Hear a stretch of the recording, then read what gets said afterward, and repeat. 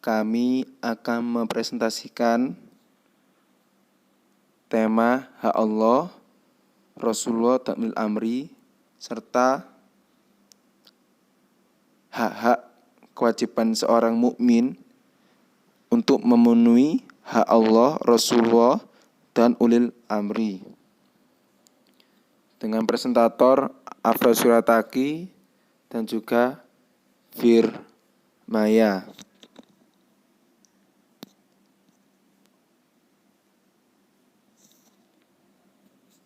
Adapun yang kami bahas di sini ada 4 poin, yakni hak Allah, pengertian hak Allah, serta kewajiban-kewajiban yang harus dipenuhi oleh seorang hamba untuk memenuhi hak Allah, juga hak Rasulullah, serta kewajiban-kewajiban seorang hamba untuk memenuhi hak Rasulullah, dan juga hak ulil amri, serta perbuatan-perbuatan yang harus dilakukan untuk memenuhi hak ulil amri, dan ditutup dengan kesimpulan. Nah, adapun Allah itu memerintahkan kita untuk senantiasa memenuhi ketiga hak ini, yakni hak Allah, hak Rasulullah, dan hak ulil amri. Sebagaimana telah disebutkan di dalam firman Allah Ta'ala yang berbunyi, Bismillahirrahmanirrahim, Ya ayyuhalladzina amanu ati'ullah wa ati'ur rasul wa ulil amri minkum fa in tanaza'antum fi syai'in farudduhu ilallah wa rasuli in kuntum tu'minu billahi wal yaumil akhir dzalika khairun ahsanu ta'wil. Yang artinya, hai orang-orang yang beriman, taatilah Allah dan taatilah Rasul-Nya dan ulil amri di antara kamu. Kemudian jika kamu berlainan pendapat tentang sesuatu, maka kembalilah ia kepada Allah, yakni kembali kepada Al-Quran, dan Rasulullah, kembali kepada sunnah-sunnah Rasulullah. Jika kamu benar-benar beriman kepada Allah dan hari kemudian, yang demikian itu lebih utama bagimu dan lebih baik akibatnya. Ya, berikut adalah dalil mengenai perintah untuk senantiasa menaati Allah, Rasulullah, dan ulil amri. Nah, adapun yang dimaksud dengan hak Allah, yang pertama,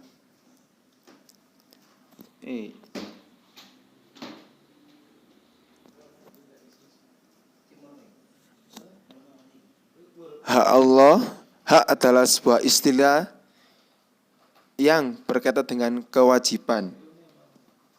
Sebuah kewajiban yang harus dipenuhi oleh seseorang hamba. Yakni maksudnya adalah hak adalah sebuah istilah yang berkaitan dengan kewajiban. Sebuah kewajiban yang harus dipenuhi oleh seorang hamba. Artinya seorang hamba itu harus senantiasa memenuhi kewajiban bagi pihak lain, sebagaimana itu adalah tanggung jawab. Sebagaimana adalah tanggung jawab seorang hamba. Akan tetapi, makna dari istilah hak ini tidak dapat berlaku terhadap hubungan antara manusia dengan Allah. Maksudnya, Allah tidak memiliki hak untuk memenuhi hak kita. Nah, sebab hak Allah adalah melahirkan kewajiban manusia, dan hak manusia tidak menjadikan untuk Allah senantiasa memenuhi apa yang telah menjadikan hak manusia tersebut.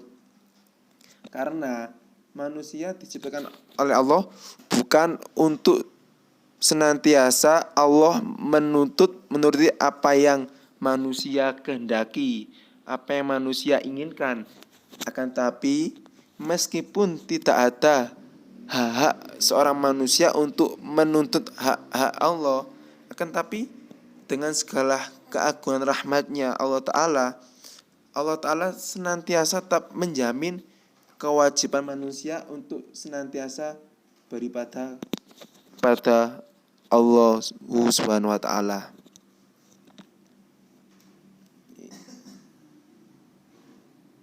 Nah, kan tadi sudah saya sebutkan dalil perintah untuk memenuhi hak-hak Allah tadi ya, yang di awal tadi. Dan di sini saya ingin mentaukiti lagi dalil yang memperkuat perintah Allah melalui hadis Nabi Muhammad agar senantiasa kita untuk memenuhi hak Allah. Ya, yakni dalilnya adalah lastu binadirin fi haqq abadi hatta yandura fi haqqi rahul Tabrani. Artinya aku tidak akan memberikan hak-hak hambaku sebelum ia menunaikan hakku. Lah, jadi Allah tidak akan pernah mengabulkan doa-doa kita jika kita tidak terlebih dahulu memberikan hak Allah. Jika kita tidak terlebih dahulu memenuhi perintah hak Allah, sebagaimana itu adalah kewajiban kita sebagai hamba Allah Subhanahu wa Ta'ala. Jadi Allah Subhanahu wa Ta'ala tidak akan pernah memenuhi hak-hak hambanya, tidak akan mengabulkan doa hambanya jika hambanya tidak mau memenuhi hak Allah. Jadi jika kita ingin doa kita terkabulkan, maka kita terlebih dahulu harus memenuhi hak Allah. Lah, adapun hak Allah yang harus kita lakukan, yang harus kita penuhi, itu ada beberapa yang akan saya sebutkan. Sebelum saya sebutkan, terlebih dahulu saya sebutkan dulu dalil hak Allah yang harus dipenuhi. Sebagaimana di dalam hadis Nabi Muhammad SAW, Hadatsani Ishaqu bin Ibrahim sami'a Yahya bin Adam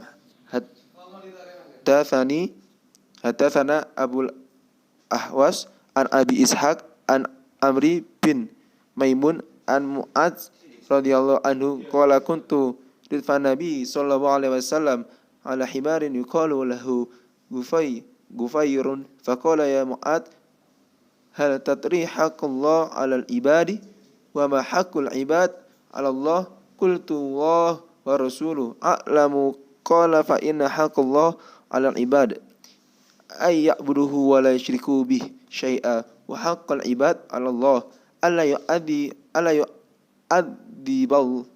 yu'adziba man la yusyrik bihi syai'a faqultu ya Rasulullah afala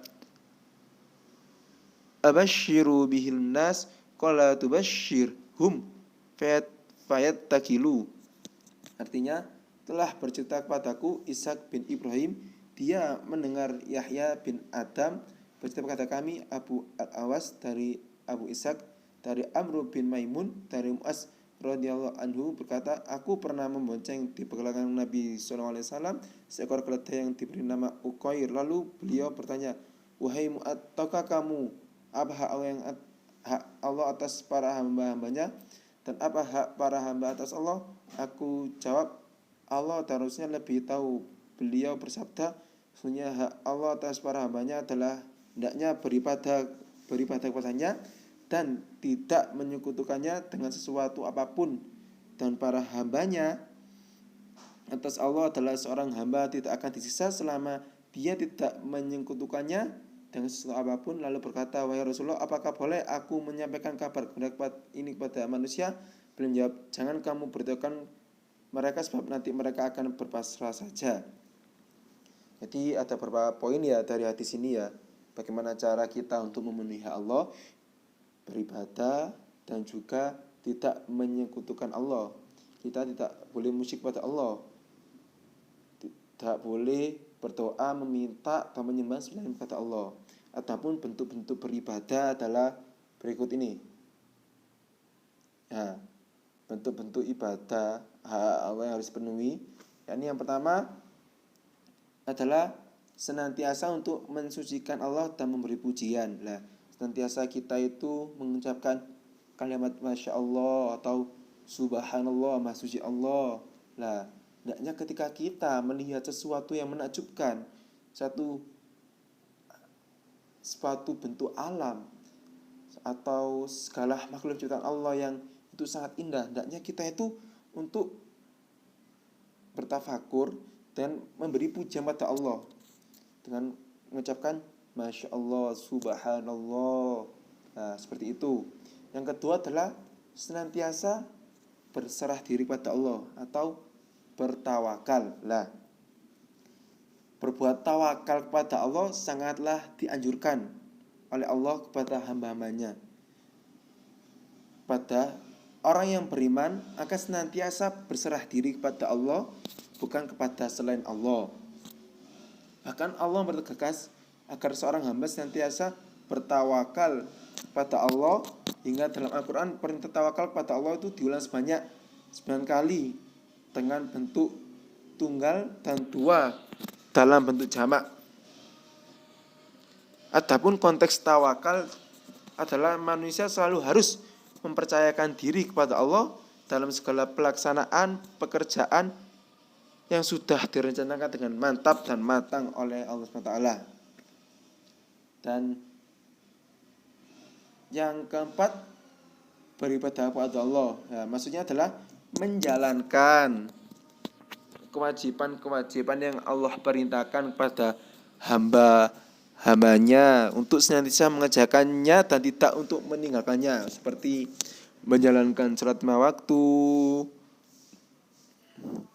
tahu zakat, berpuasa, menjauhi segala larangan-larangannya. Dan perlu digarisbawahi, dalam beribadah seorang hamba hendaknya harus senantiasa memiliki niat bahwasanya beribadah karena semata-mata untuk mencari ridha Allah Ta'ala. Ikhlas karena untuk mencari ridha Allah Ta'ala. Dan yang kelima adalah senantiasa berdoa kepada Allah. Nah, kita senantiasa meminta apa yang kita inginkan itu kepada Allah, tidak kepada selain Allah. Kalau kita meminta kepada selain Allah, maka jatuhnya adalah jatuhnya musyrik. Bagaimana tadi di hadis di atas telah dijelaskan, kita tidak boleh menyekutukan Allah, kita tak boleh berbuat musyrik pada Allah. Lah,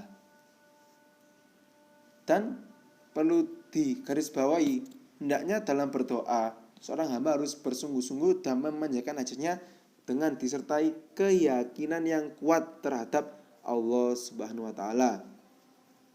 Yang keenam adalah zikrullah, yakni senantiasa ingat kepada Allah Ta'ala dalam keadaan lapang ataupun dalam keadaan sempit, baik dalam keadaan sedih atau dalam keadaan bahagia, baik dalam keadaan sendiri ataupun dalam keadaan berjamaah, dalam keadaan sehat atau dalam keadaan sakit. Ya, jadi berzikir itu adalah senantiasa mengucapkan kalimat-kalimat thayyibah, ya, atau kalimat thayyibah itu seperti subhanallah, alhamdulillah, Allahu akbar, atau astaghfirullahaladzim, ya. Adapun jumlah untuk zikir sendiri itu tidak ada ketetapan minimal maksimal. Jadi kita bisa leluasa sebanyak-banyak mungkin untuk kita senantiasa ingat kepada Allah. Ya, yang ketujuh yakni yang terakhir adalah bersyukur terhadap Allah Subhanahu wa taala.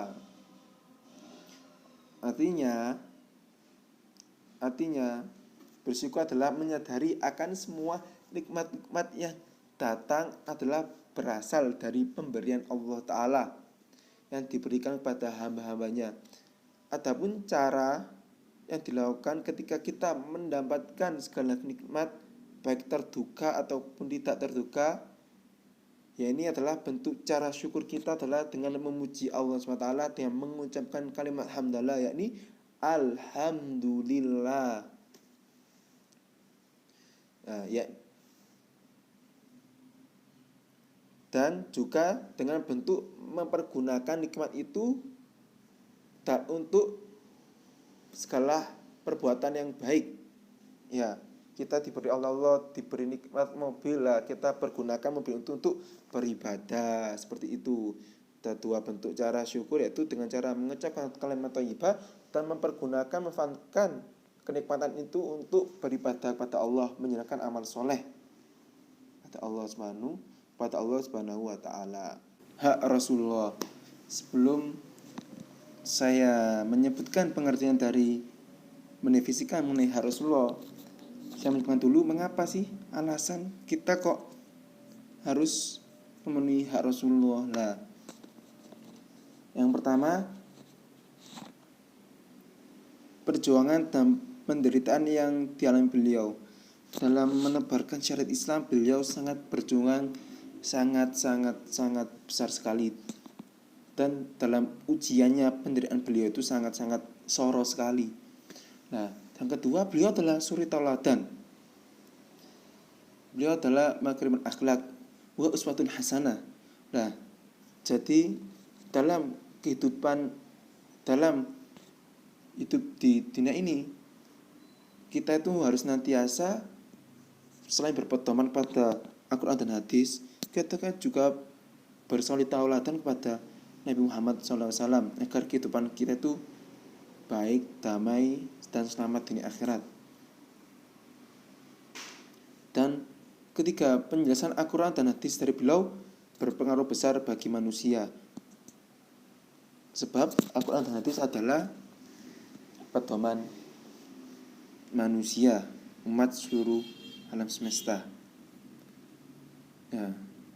Tapi hak Rasulullah dalam Al-Quran dan hadis.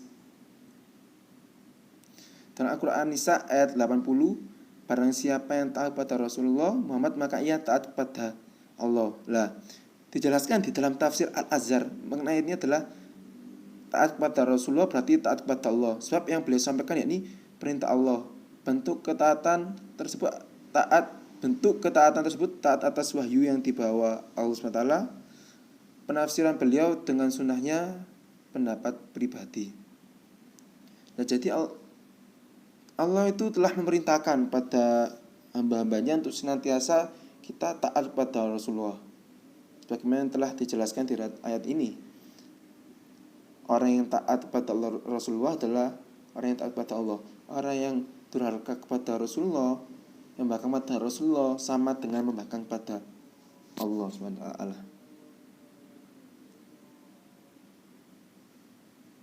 Nah, adapun dalam perspektif hadis, dijelaskan dalam hadis Bukhari nomor 14, tidaklah salah seorang dari kalian beriman hingga aku lebih cinta daripada anaknya, orang tuanya, dan manusia semuanya. Demi bahwa mencintai Rasulullah adalah bagian dari iman. Keimanan seorang muslim belum sempurna jika belum mencintai Rasul melebihi diri sendiri, keluarga, dan harta. Perwujudan rasa cinta dapat dilihat dari perbuatan. Perbuatannya ini senantiasa tidak pernah atau jarang sekali bertabrakan dengan syariat Islam. Terus dalam berakhlaknya ini senantiasa mencontoh Rasulullah. Dalam ibadah senantiasa berlomba-lomba secara maksimal dan baik. Dan akidah tidak keluar dari akidah Ahlussunnah wal Jamaah.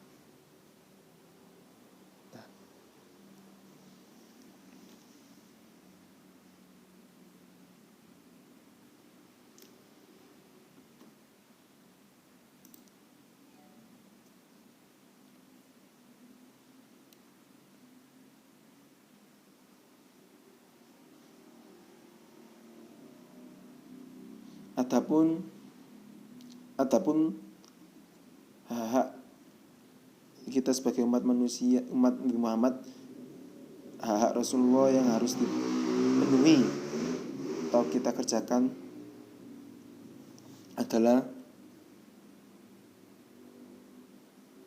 adalah dengan cara yakni membenarkan risalah yang dibawa Rasulullah, mencintai Rasulullah lebih dari apapun di dunia ini, mengikuti ajaran sunnah-sunnahnya, menghormati dan senantiasa bersolawat atas Rasulullah.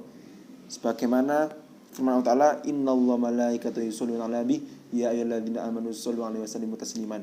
Allah dan malaikat saja bersolat, masa kita sebagai hambanya sebagai hamba Allah, sebagai umat Rasulullah yang kelak membutuhkan syafaatnya di akhirat kok tidak mau bersolawat. Ya sudah sepantasnya, sudah sewajibnya kita itu harus bersolawat pada Allah, kepada Rasulullah Muhammad SAW. Dan juga senantiasa menegakkan nilai-nilai Islam sebagaimana Rasulullah telah dakwakan. Terus pelaksanaan kepada Rasulullah juga harus terlihat dalam diri umatnya ketika bersikap, bertingkah laku, terus dalam gaya hidup dan pengetahuan yang dimiliki dalam kehidupan individual, bermasyarakat dan bernegara.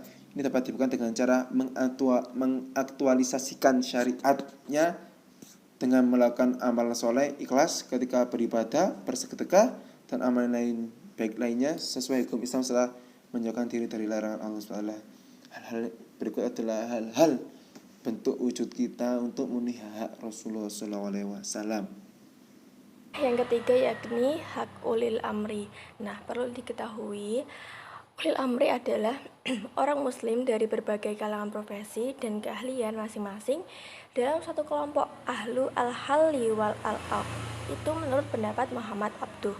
Nah, ulil amri sendiri itu orang yang menjadi rujukan bagi kebaikan dan kebutuhan umat, yang mana mereka itu adalah umara, hakim, ulama, dan penguasa, yang mana mereka akan mendapatkan hak-hak dari umatnya apabila mereka telah menunaikan kewajiban dan menjalankan tugas dan amanah yang telah diemban oleh mereka. Nah, hak ulil amri sendiri telah dijelaskan dalam surah An-Nisa ayat 59, yakni mengenai ketaatan kepada ulil amri. Nah, dalam ayat ini disebutkan, hai orang-orang beriman, taatilah Allah dan taatilah Rasulnya dan ulil amri di antara kamu. Kemudian jika kamu berlainan pendapat tentang sesuatu, maka kembalikanlah ia kepada Allah dan Rasul.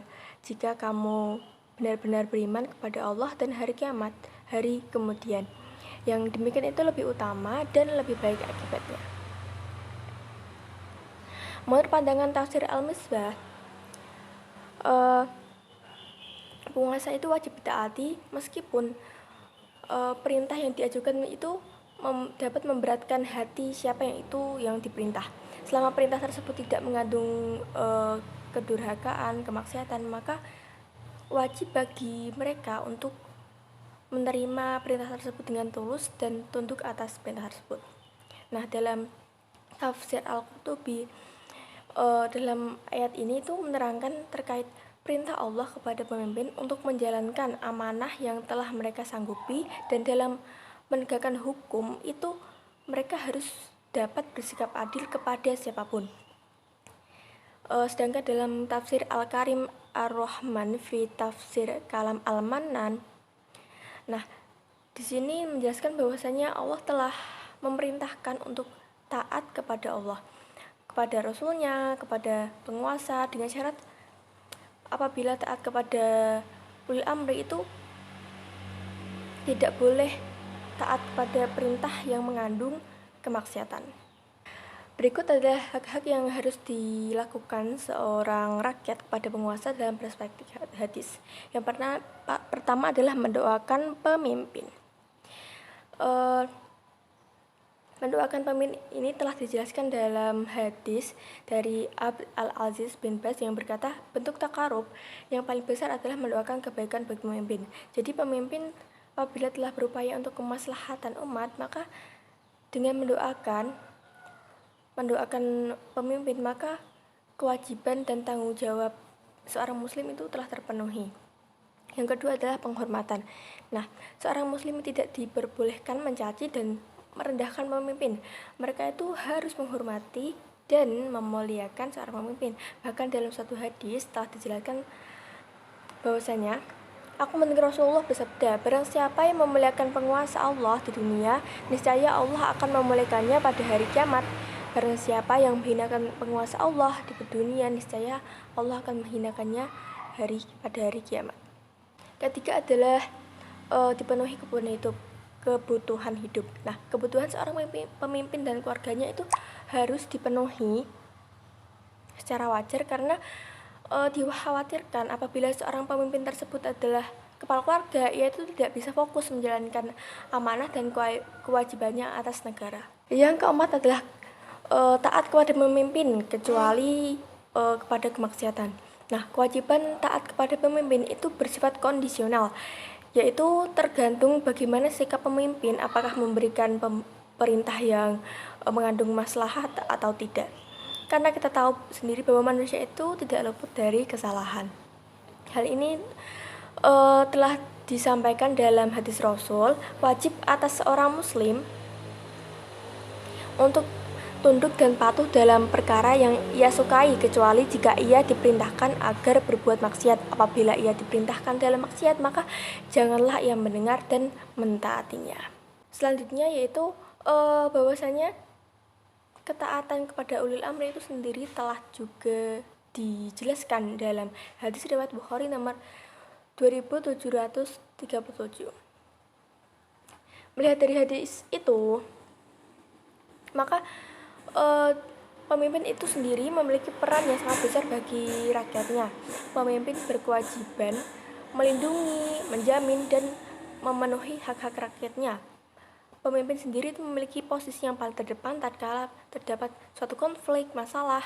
Bukannya pemimpin itu bersembunyi di balik bawahannya. Di sini itu seorang pemimpin haruslah menjadi seorang yang sangat berani dan tidak khawatir apabila terjadi masalah. Oleh karena itu, mereka harus mampu menjadi sosok yang kuat untuk melindungi rakyatnya dari berbagai macam konflik.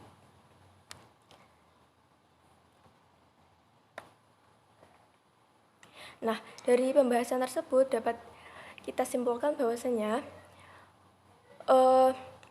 beriman secara kafah itu diwujudkan dengan memenuhi hak-hak kepada Allah, Rasulullah, dan ulil amri berupa ketaatan dan menjauhi apa-apa yang telah dilarang.